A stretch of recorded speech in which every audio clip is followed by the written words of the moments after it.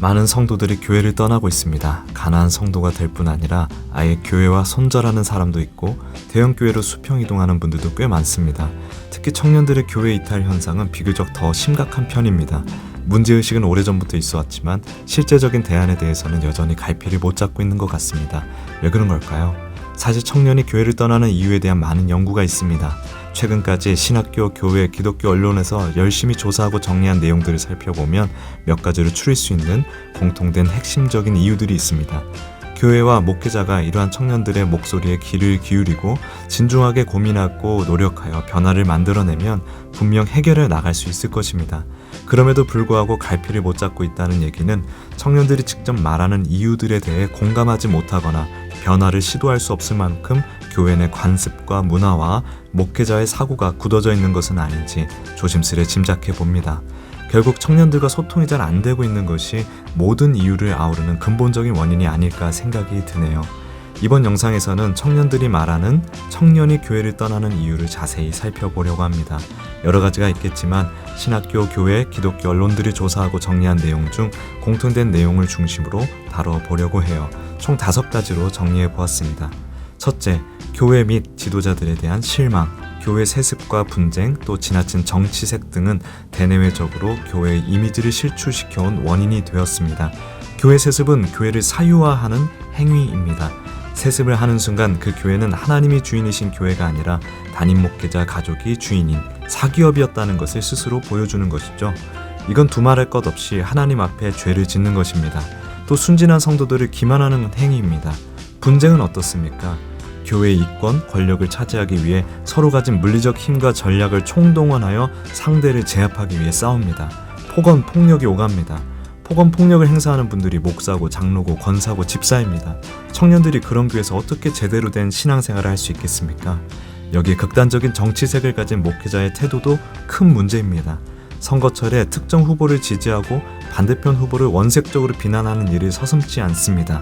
평소에도 자신의 정치 색깔과 맞지 않는 성도들을 배척하고 자신의 정치관을 강압적으로 가르치려 합니다. 이분들은 이데올로기가 복음보다 위에 있는 사람들입니다. 충분한 정보를 통해 균등한 시각으로 정세를 읽을 줄 알아야 건전한 비판이 가능한 것 아니겠습니까? 그런데 이런 분들의 특징이 굉장히 편파적인 정보에 의존한다는 것입니다. 선거철만 되면 대형교회 중심으로 특정 정당 후보를 음해하고 왜곡하는 가짜 뉴스 찌라시가 판을 칩니다. 그 찌라시의 내용을 설교 시간에 소개하기도 합니다. 청년들이 이런 행태를 반길 리 없습니다.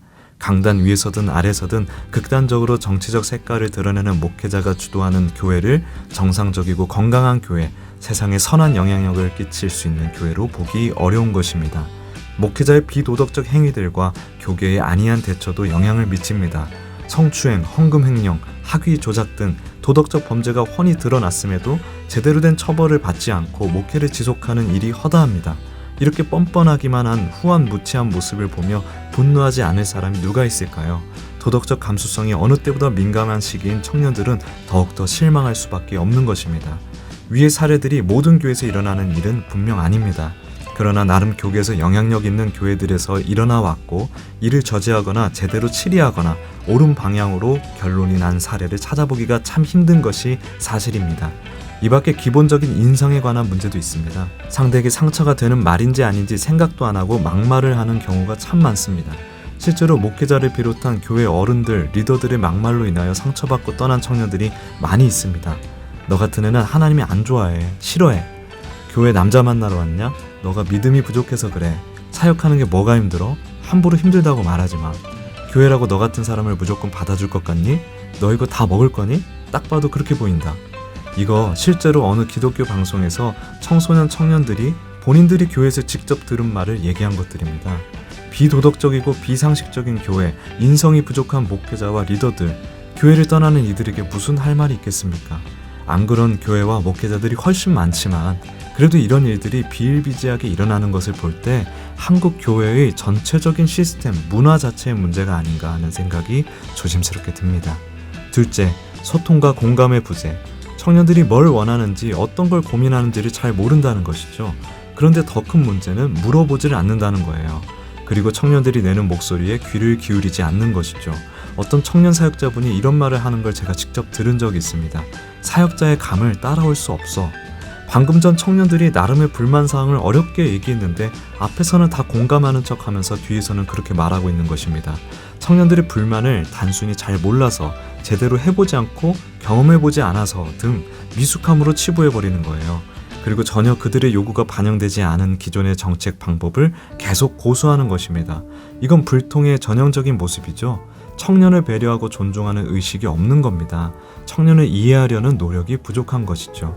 그래서 자신들의 경험과 지식으로 청년들의 요구를 멋대로 해석해버립니다.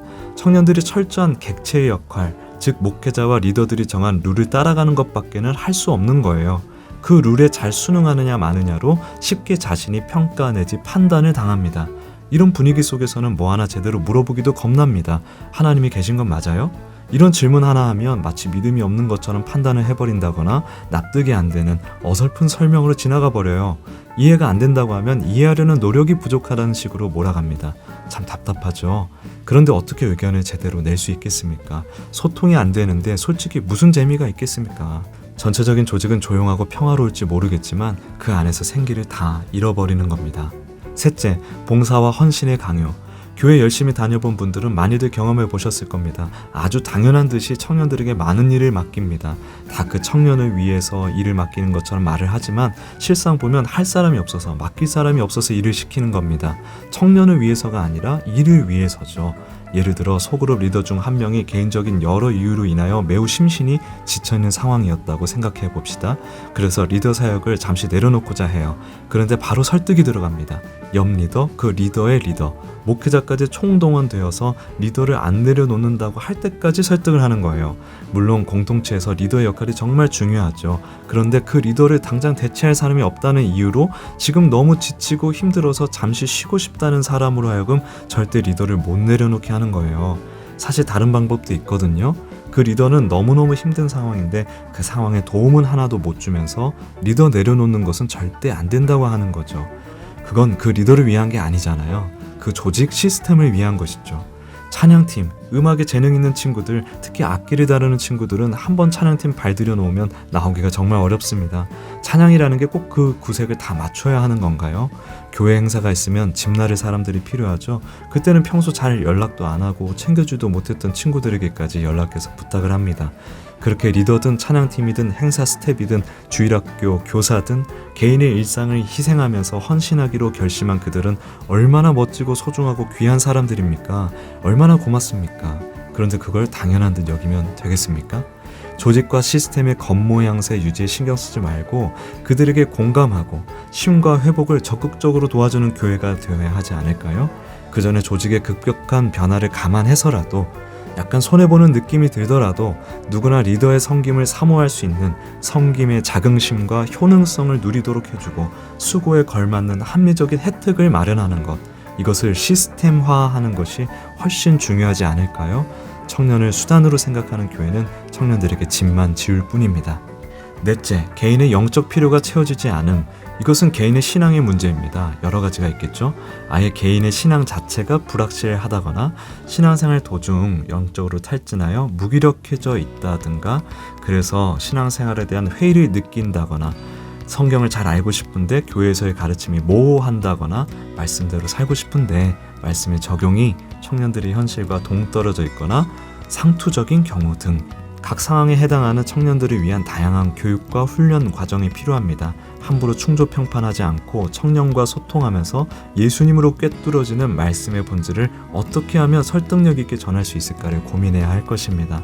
목회자의 상담 역량을 좀 더 전문화시킬 필요도 있다고 봅니다. 목회자들도 전문적인 상담을 받아볼 필요가 있고 또 상담을 제대로 공부하여 목회에 활용할 필요도 있다고 생각합니다. 친절하고도 부드럽게 정확하고도 효용성 있는 교육, 훈련, 상담 시스템을 갖추어야 할 것입니다. 정말 많은 고민과 노력이 필요하겠죠. 다섯째, 형식적인 공동체 생활. 새로이 교회에 온 성도가 정착하기 어려운 끼리끼리 문화가 있다는 것입니다. 새교를 위한 정착 프로그램을 잘 만들어야겠죠. 그리고 끼리끼리 문화를 철폐하기 위한 건강한 관계 형성을 위한 과정에 대해서도 고민이 필요할 겁니다. 또 행사나 프로그램이 많은 교회의 경우 공동체 나눔이 서로 간의 자유로운 대화를 통해 이루어지는 것이 아니라 행사 참여, 프로그램을 위한 나눔으로 진행되는 경우가 많습니다. 각자의 일상이 매우 바쁘기에 교회 지체들과 교제할 시간이 주일밖에 없을 때가 많은데 이조차도 피상적인 나눔과 교제만 하게 되니 공동체 생활이 다소 형식적으로 느껴진다는 것입니다. 지나친 세속적 교제가 되지 않도록 일정한 범위를 제시하되 자유롭게 주체적으로 서로 간의 교제가 잘 이루어질 수 있도록 도와줄 필요가 있을 것입니다. 이렇게 청년들이 교회를 떠나는 이유를 5가지로 정리해 보았습니다. 도움이 좀 되셨나요? 이번 영상을 준비하면서 느낀 것이 있습니다. 그것은 청년들이 하나님을 떠나는 것이 아니라 교회를 떠난다는 것입니다. 엄밀히 말해 목회자, 리더 등 교회에서 맺은 그 관계를 떠난다는 것입니다. 떠난 청년들, 떠나고 싶어하는 청년들의 신앙을 함부로 판단하지 말아야겠습니다. 더 많은 관심을 기울여서 왜 그렇게 떠날 수밖에 없었는지를 잘 헤아려 줘야겠습니다. 그리고 어떻게 하면 청년들이 머물고 싶은 교회가 될 수 있을지, 어떻게 하면 신앙생활, 교회 생활의 만족도를 높일 수 있을지 사역자는 물론이거니와 모든 지체들이 함께 고민하고 열심히 대안을 만들어 가야 할 것입니다. 오늘은 여기까지입니다. 화이팅!